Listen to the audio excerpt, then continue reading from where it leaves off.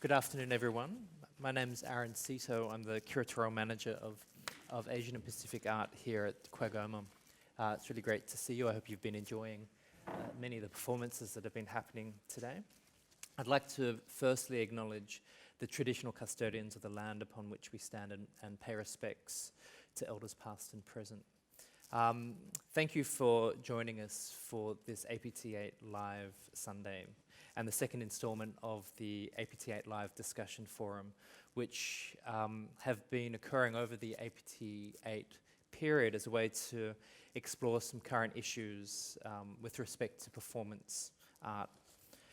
APT8 Live is supported by the Commonwealth through the Department of Foreign Affairs and Trade. And today we're joined by two esteemed colleagues from Sydney and from Melbourne, Lisa Havelaar, Director of Carriageworks, and Dr. Anne Marsh, Professorial Research Fellow at the Victorian College of the Arts, University of Melbourne, for a discussion which looks at some of the, not just the current practice around performance art, but also looking at this in the context of its recent history. So Lisa Havelaar is the director of Carriageworks, and Carriageworks produces and presents a contemporary multi-arts program that engages artists and audiences with contemporary ideas and issues. The centre's program is artist-led and emerges from its commitment to reflect social and cultural diversity. It's located in Sydney's Redfern, and I think it's that relationship between the institution and also its geography is one of its defining characters.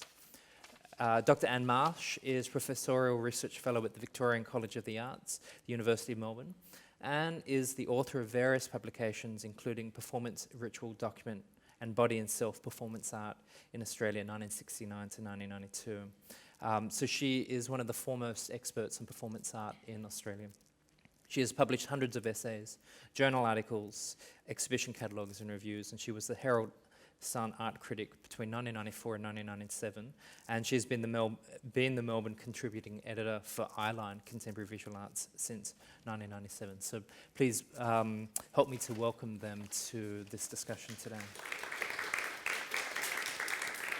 This series of conversations for APT8 Live responds to many of the approaches which the curatorial team have taken to develop this Asia-Pacific Triennial.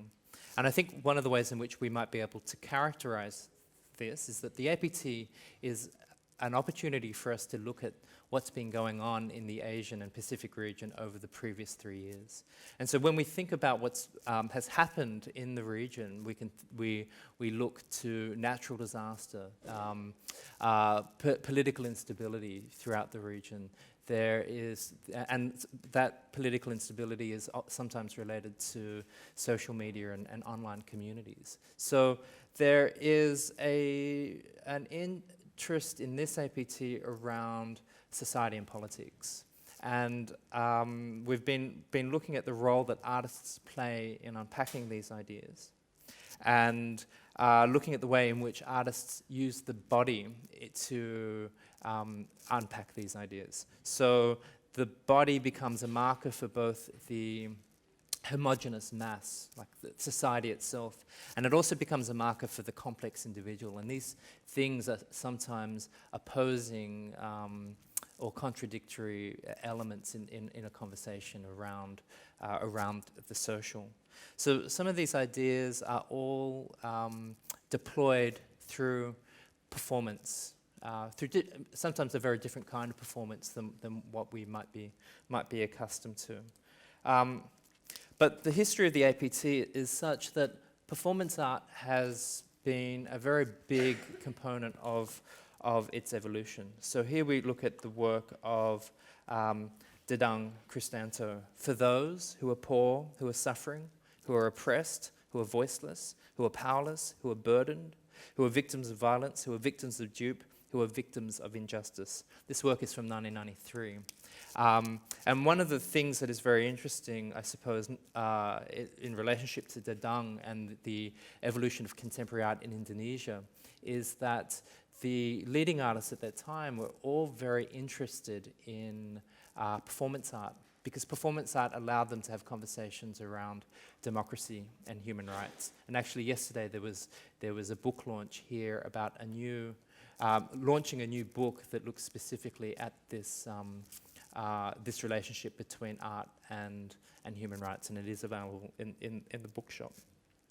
So the other thing that's interesting, I suppose, about some of those early formative conversations around performance is they sometimes create the language for contemporary art in particular places. And this is the case in Indonesia, that this generation of artists were working in experimental ways and at the same time as they were working, helping to define the language in which we currently use to describe that type of practice.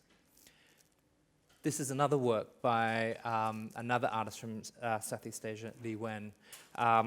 And you know, perhaps one of the things that we will talk about a little bit later in our conversation is other ways in which we document performance. What does this mean? What is the relationship between performance, its documentation, and its dissemination, and how it gets collected by institutions and also by individual collectors?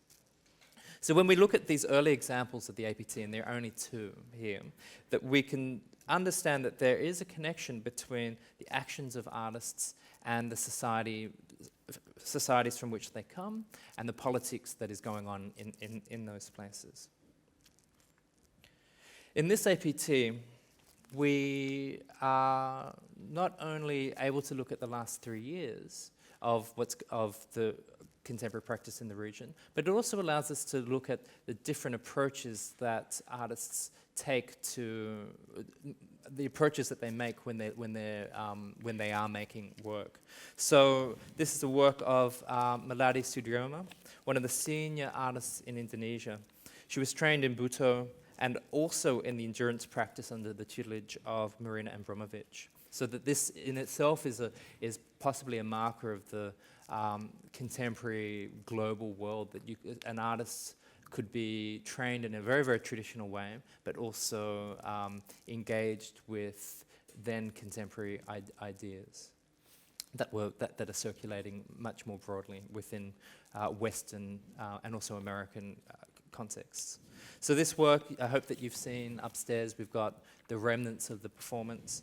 Over 12 years in this room filled with coal, the artist begins to grind it down.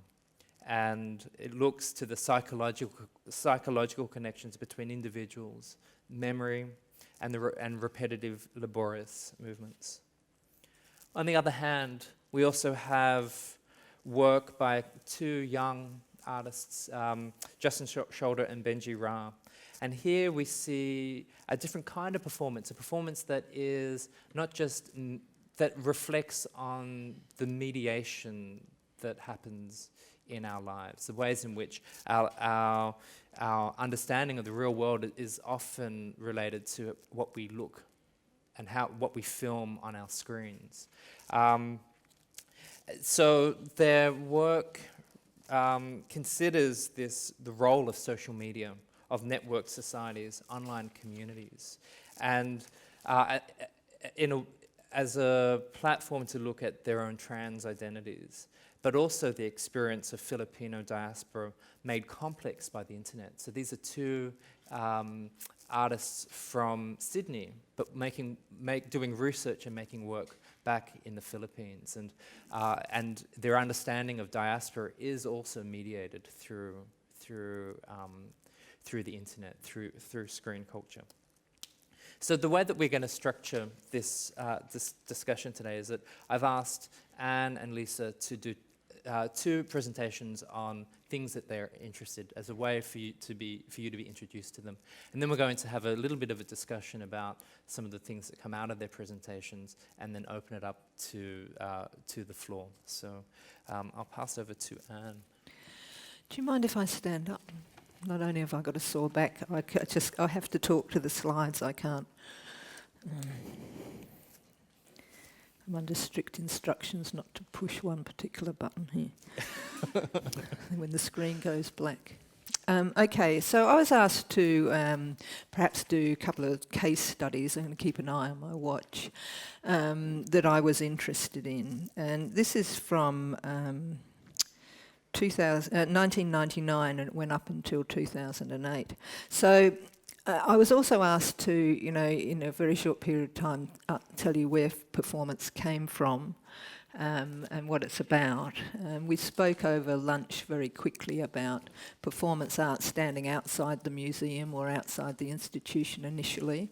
And now what's happened, kind of fast forwarding that, say from the late 50s, 1960s in Australia, the early 70s, where you could talk about a radical practice that was happening on the streets or in alternative art spaces that were not funded by the Australia Council and so didn't have occupational health and safety issues associated with them. You could actually let blood in those places and you could shit on the walls and stuff like that. But you can't do that anymore.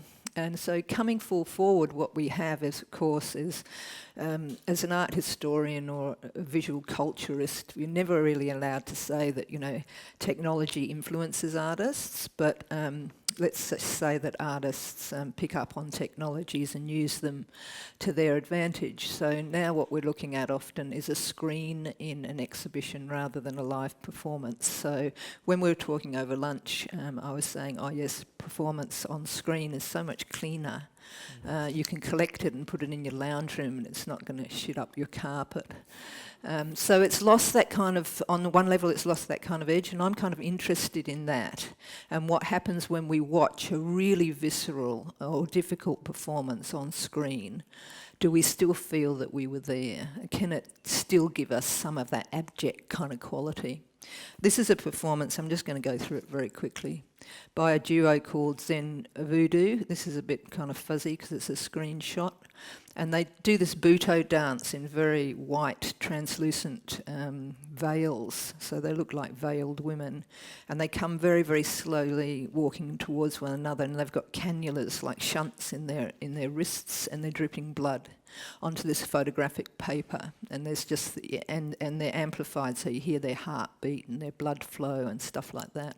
When they come together, they don't touch, they turn away from one another because they're lovers, and one of them's Hep C positive, so it's bad blood. And they toured this through Poland, which is a very kind of patrilineal society, quite misogynist, so dangerous on lots of levels. Can we read that from the screen? We'll leave that for discussion.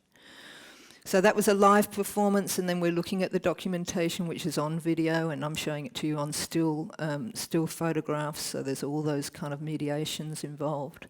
This is Catherine Bell from 2006, Felt is the past tense of feel. It's got an important narrative that goes with it that I can't really go through the whole thing, but she's wearing a pink felt suit, which is a homage to Joseph Beuys, but it's also after the suit that her father was buried in, so it's fashioned after his suit. She has a huge mound of squid which were caught for her, and she sucks the squid ink out and she spits it onto herself until she fades to black. So durational performance, very difficult, in the school of the Mike Parrs of this world, but a young female artist doing this work. She got gallstones, and the inside of her mouth was terribly injured from this action. She later barbecued the squid. One of the artists I think that's really making a big noise at the moment visually is Sarah Jane Norman, who's based in Sydney and also in Berlin. She comes from an indigenous stroke Dutch background, and here she is pinning with pins into her chest the word nullius from it's called corpus nullius. So nullius is emblazoned across her breastbone, and then on the back of a sheep's hide she embroiders corpus. So these are kind of ritual type performances, literally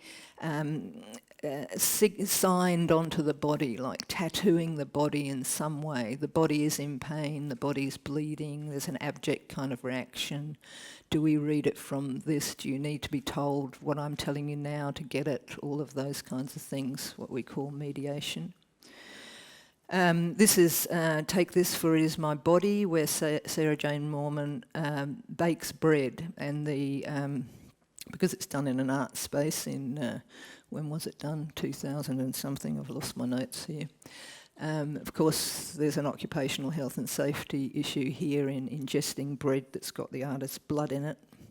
In her case, Indigenous blood, so it's kind of like there's a narrative here, a political narrative. And the audience has to sign a disclaimer, obviously, saying, yes, I understand that I am ingesting the blood of the artist, and this artist's blood is Indigenous. Very few people refused to eat didn't take the bread.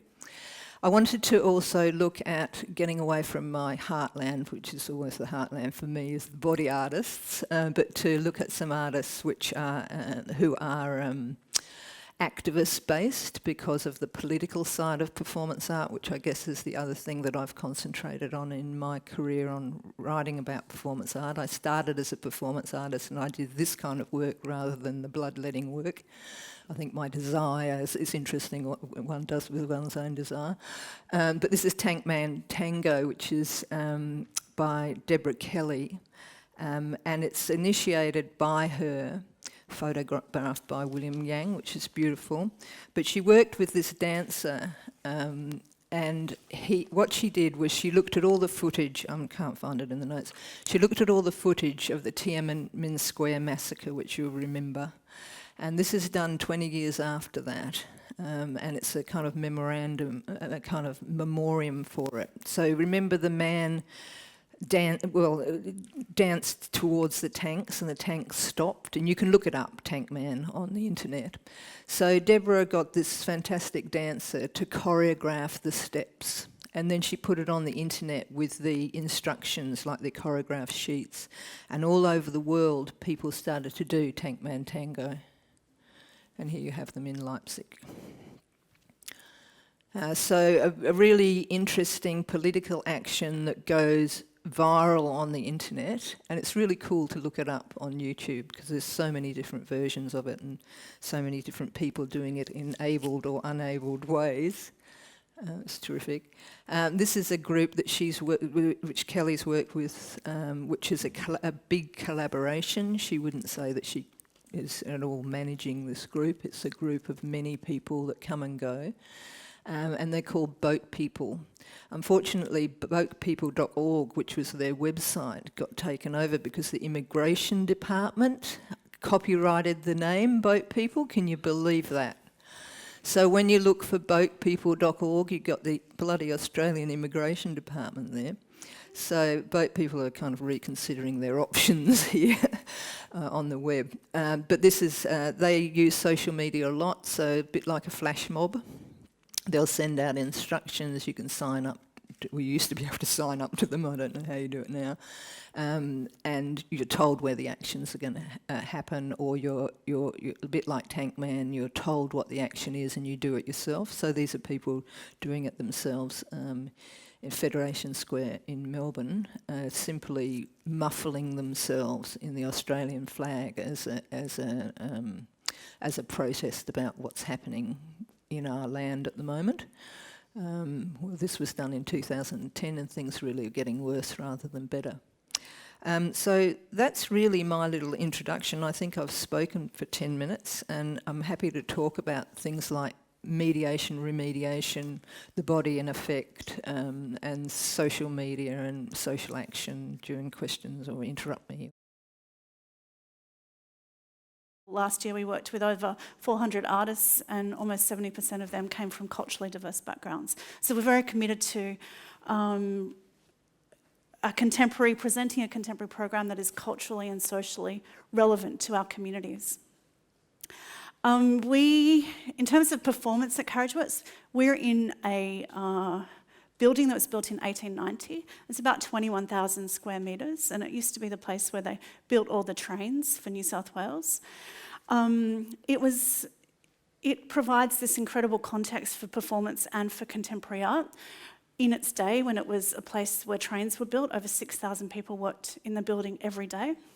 It was the first place in New South Wales that employed Aboriginal people on an equal basis, and it was also the place where newly arrived migrants into Australia came to work for the first time. So it's very grounded in its location, and all the houses around it, those small terraces that are now worth millions of dollars, are the buildings that the workers that worked at Carriageworks lived in. So that context is really important, but it also provides a scale that's incredibly important and informs how we program performance as well. There's another sort of image of the scale. So performance means many things at Carriageworks. So we do live contemporary music. We also work across fashion and the creative industries. This is a work that was a collaboration between Romance Was Born and the Western Australian artists Pip and Pop.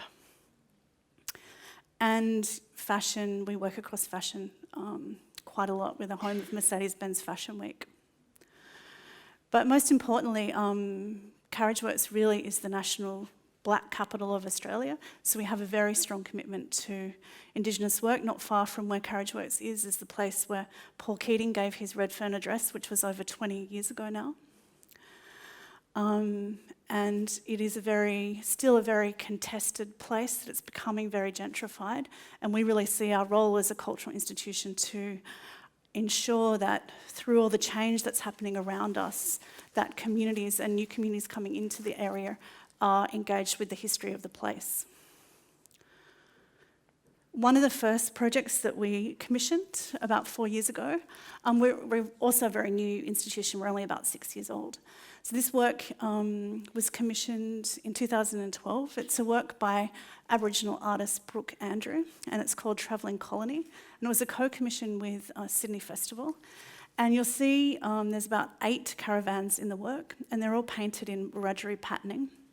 And inside each of the caravans is a video, and it's a first-hand narrative told by an Aboriginal community member talking about the impact of the gentrification of Redfern is having on them and their community. So in terms of a performative work, it's a one-on-one, sort of very immersive work, but then it also became a parade, a performance parade that was part of Festival First Night. So it worked on a multiple of levels, and a lot of the work that we commission works as installation, but also works as performance as well.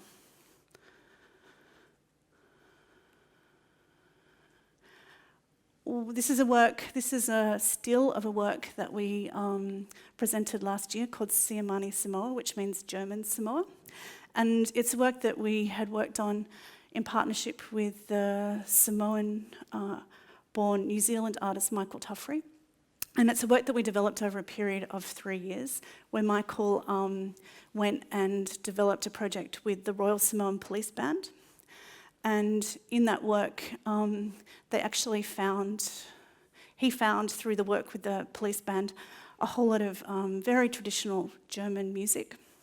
And the whole idea behind the work is that the Samoan Sydney community would experience and feel a great sense of nostalgia, but also become more aware of their German heritage.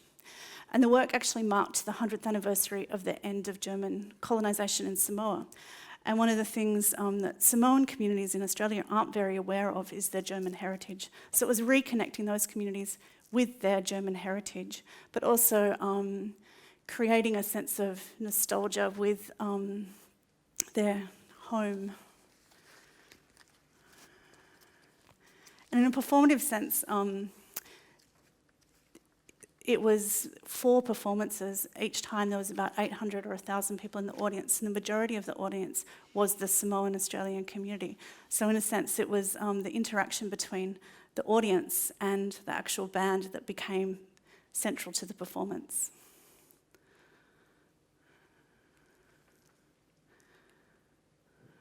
And the last work I'll talk about is an artist that we work with quite a lot, Ryoji Ikeda. This is an installation that he did with us in 2013, which was Test Pattern.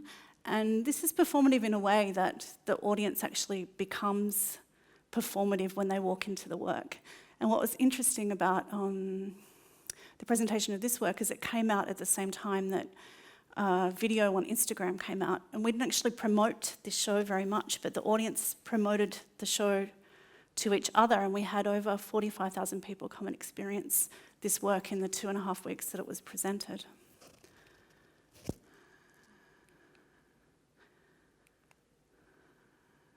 And this is his most recent work called Superposition.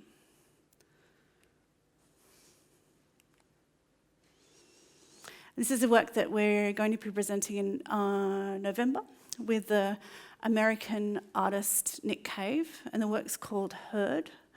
And it's actually comprised of 30 horses, so there's 2 performers in each horse. And this is when it's been performed in New York. And this is the work that was presented last year as a community engagement project in Detroit. I'll stop there. Thank you. Thanks, Lisa. Thanks, Anne. So, Thank you. I think in order to frame a conversation, I mean, I think it's important to acknowledge that both Lisa and Anne come from quite different perspectives when it comes to performance art. So Anne's been involved in thinking through its history, the history of performance art in Australia and how it gets documented.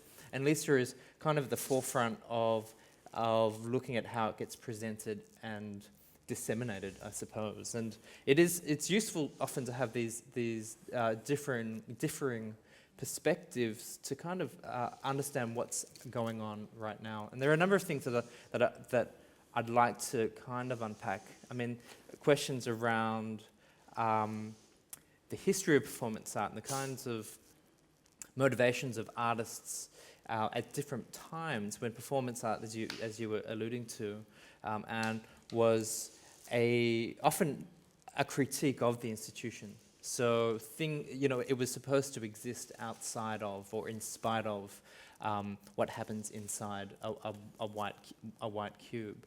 But the types of things that we've been seeing, I mean, not only I suppose in APT, but also we can see this in Lisa's program, is that there is a much closer relationship between the artists and the organisation. So, what does this mean? Does this mean that performance art has morphed into something completely different, or what is the current conditions for performance art? Oh.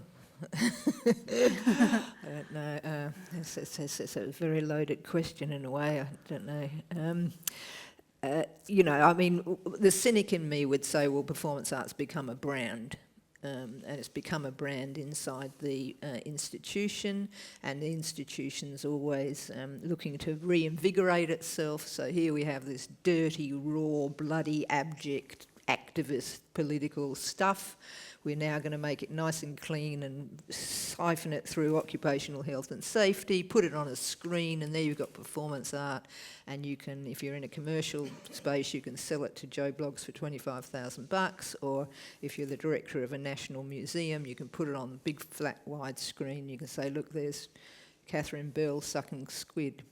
So that's the cynic in me would say that. On the other hand, as a card-carrying historian of performance art, I'd have to say that all art forms morph and shift in their lifetimes, and this is exactly the same for any kind of performing arts, whether it's music or whether it's theatre or whatever, the greater performing arts, if you like.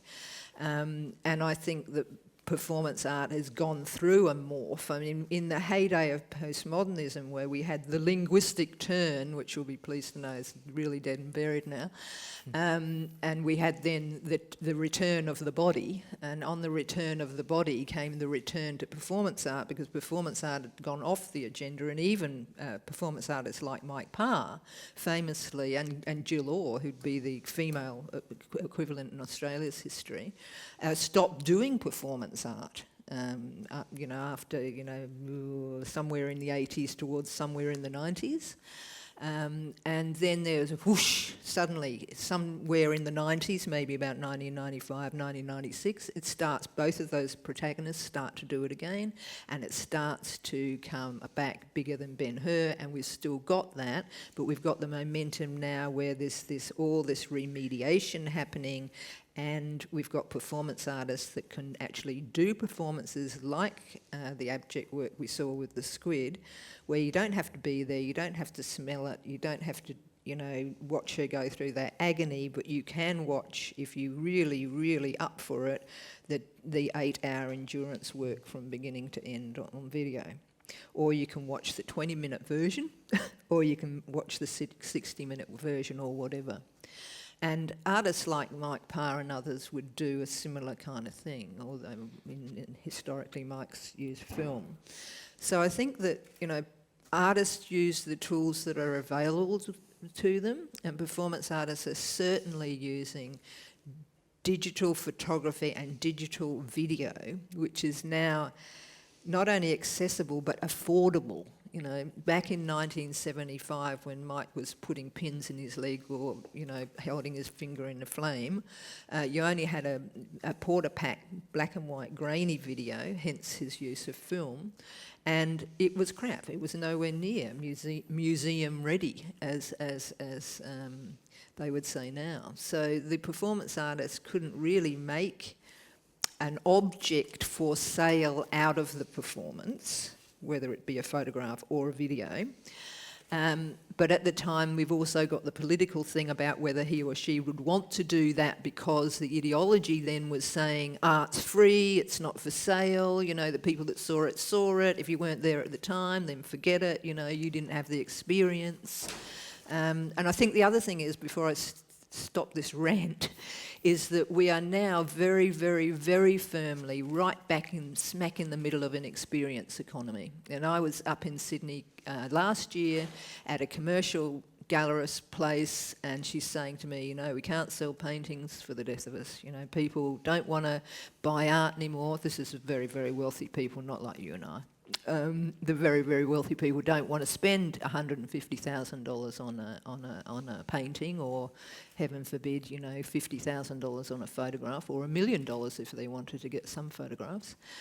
They want to, you know, jump out of an aeroplane that's going up in flames over Serbia or something. You know, they want the real experience of something. You know, so she was being cynical, but we are in an experience economy, and of course that experience economy is driven by social media as well. We were talking, Aaron, over lunch, you know, all the people that were at the performance at 1 o'clock, you know, watching the fabulous kind of documentation. We're watching the documentation, we've seen the performance on the screen, and now we're seeing it live. And people are there, me included, taking photographs, and, you know, you're out there, everybody's taking photographs, little bits of video. And where do they go? On Facebook. They're going to all our friends. It's that immediate experience, immediate economy, you know, post it right there from me seeing it now, I'm seeing it now, I'm giving it to my mum, my dad, you know, whatever. So we're right in the middle of an experience economy, and technologies is allowing us to do it. Before we go back, I do want to talk a little bit about this issue of social media and how this defines different types of publics. But before we do that, I want to, Lisa, you know, one of the things about performance art at different periods was this kind of institutional critique. But I wonder whether or not there is a level of institutional critique that is happening within Carriageworks, but it's been orchestrated or programmed from the institution. So the reflection of the social reality of Redfern, or the social reality of Australia that happens in your program, is a conscious. It's a series of conscious decisions, and I wonder if you wanted to respond to the things that Anne was saying, or to talk about how you program and why you program like that. Yeah, well, I think for Carriageworks as an institution, context is everything. So we try to put together a coherent program that makes sense to people, but also I think that's relevant. But a lot of our audiences, which I think are younger and more culturally diverse than maybe the more sandstone institutions, are looking for large-scale immersive experiences. They're not looking for performance or visual arts or dance. They're actually wanting to engage with an idea or the issue within the work, not really caring or following a stream of our programming, like they won't follow our dance program or they won't follow our visual arts program, that is sort of not at the forefront, even in terms of the discipline about how we talk about our program. So that's quite, I think, an interesting change and something that is continuing to grow. But I also think in terms of performance art, there's a sort of a young generation of performers that are re-engaging with historical practice and that intergenerational practice, and that's happening not only from a visual arts performance art context, but also from a contemporary dance context and a theatre-based context as well, which I think is interesting that's happening across the board. Yeah. I mean, I'm really interested, and we've talked about this before, in the whole delegated performance. You know, that when Caldor did 13 Rooms a couple of years ago in Sydney, and they took kind of iconic works and they were re-performed. And there was a lot of debate about that then, which has kind of calmed down a bit now. It's kind of, you know, a piece of performance art which was deemed to be a one-off, only ever performed at a particular point of time, at a particular place before an audience that everybody was alive, not documented, is now being restaged under the auspices of art patronage inside big festivals or events that cost a lot of money. And I also think how you're talking about how performance work is now consumed through screen. I think audiences and I think and artists will eventually go against that, because audiences really do want unmediated experiences, not like a third, second version of that. Which is one of the things that I find really interesting, and we've got one of the artists here in the audience. So Sylvana and Gabriella's Manganas performance that happened at 1:00, that here the work is inspired by a form of storytelling or news, the making of the news. So at some point it has a relationship to real life, and then it gets transformed into images in newspapers, and then that gets taken up by the artist and turned into a kind of score for performers, and then that gets performed once, and then it gets re-performed for us, so that there's all of this range of feedbacks that are happening, I think, within different types of practices right now that are trying to grapple with the environment of our online communities, and then, you know, as you were saying, that the people who consume a lot of this stuff are your friends. It could be your mum, or it could be your Facebook followers. It's not necessarily. It enters into a completely different circulation that is probably outside of that more historical audience who are in that activist sense, you know. Like, I mean, it's interesting, isn't it? We tend to think, oh, social media, it's going out there, but it's not actually. It's coming in here. Yeah. It's very small. It's my friends, you know. So it's maybe I've got, I don't know, 165 friends. So maybe that's them, and then I've got one that says close friends, one that says just family. You know, you know, and you might have. I used to have 400, but I freaked out and I edited them all down. You know, so it's actually, you know, social media. I'm not quite sure how much it is all out there. You know? From an institutional sense, if we have 50 people who have 165 friends and they all post a photo or some sort of documentation, it's free advertising. It really is, you know, it's become central to how we talk about what we're doing. We basically don't focus on anything else. Yeah, but my friend who's the high school teacher, he says, oh, nobody under 17's actually into Facebook. It's all the grannies. I know we use Instagram. Yeah. Instagram. Yeah. Yeah, I've been told I have to use Tumblr for my new project.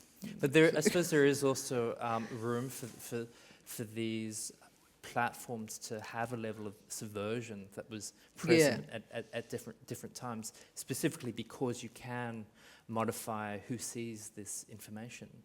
And so that there are, I mean, and we did speak about this at lunchtime, that so in the context of Southeast Asia, and also to an extent in China, the availability of technology allows information to move much more freely and be seen by people who actually want to see stuff.